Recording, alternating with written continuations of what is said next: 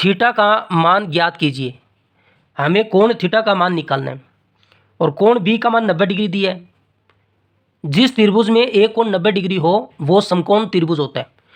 तो इस त्रिभुज में ये वाला कोण 90 डिग्री है, तो ये कौन सा त्रिभुज है? समकोण त्रिभुज है ये। और समकोण त्रिभुज में एक प्रमेय लगती है, उस प्रमेय का नाम है पाइथागोरस प्रमेय। पाइथागोरस प्रमेय।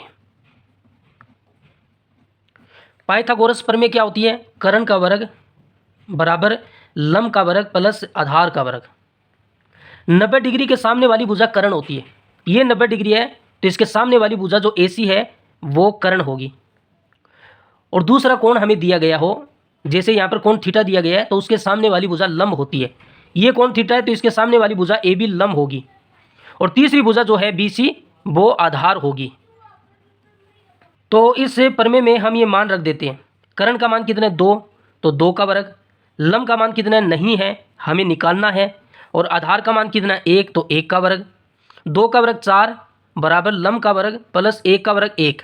ये प्लस का 1 इधर आएगा तो माइनस का 1 होगा। 4 - 1 बराबर लंब का वर्ग। तो लंब का वर्ग का मान कितना आ गया? 4 में 1 घटाएंगे 3 आएगा।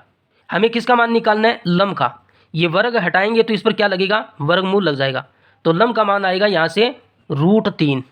हमारे पास तीनों मान आ गए, आधार का, कर्ण का, लंब का।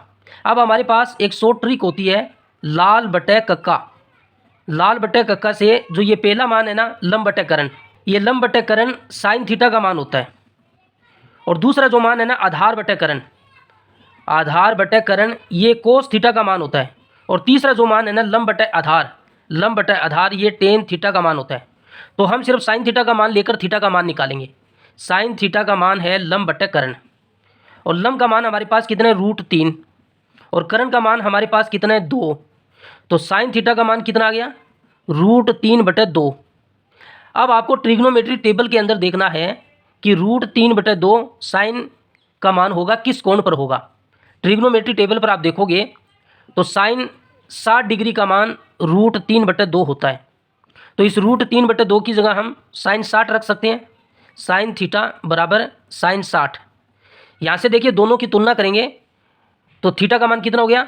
60 डिग्री हो गया। हमें थीटा का मान निकालना था तो थीटा का मान 60 डिग्री आ गया।